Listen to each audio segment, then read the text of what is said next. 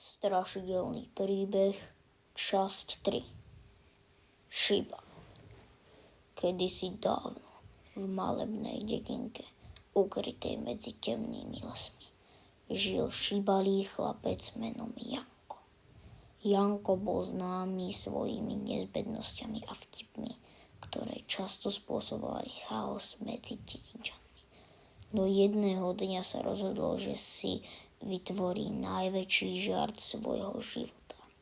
Jednej noci, keď mesiac svietil na oblohe a vietor šepkal medzi stromami, sa Janko vybral do lesa, aby našiel starý, opustený dom, o ktorom sa hovorilo, že je prekliatý.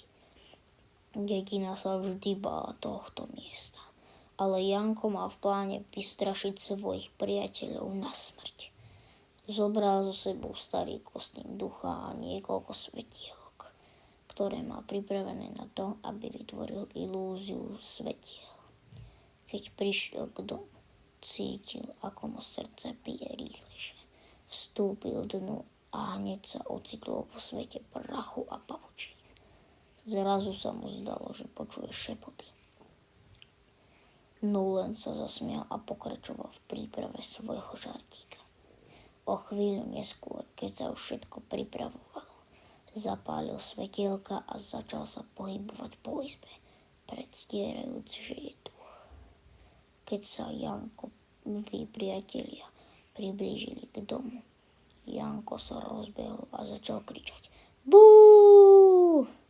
Jeho priatelia sa najprv zasmiali, no potom, keď uvideli jeho tvár a počuli strašidelný zvuk, ktorý sa ozýval z hĺbky domu, ich smiech sa zmenil na paniku.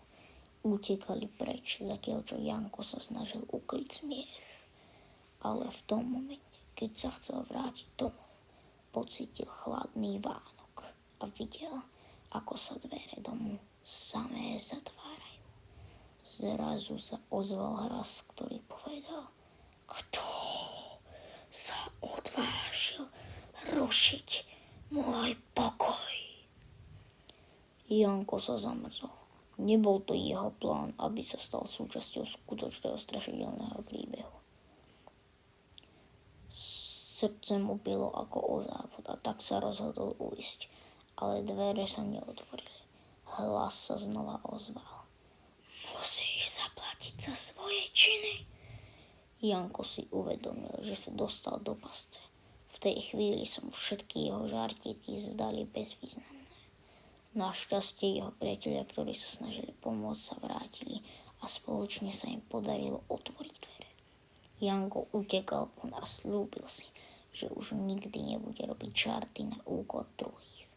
Od tej noci, keď sa pozeral na les, vždy si spomenul na hlas, ktorý mu pripomínal, že nie všetko, čo je strašidelné, je len žartom. Tak sa z Janka stal chlapec, ktorý sa naučil, že niekedy je lepšie byť opatrný, než sa pokúšať vystrašiť niekoho iného.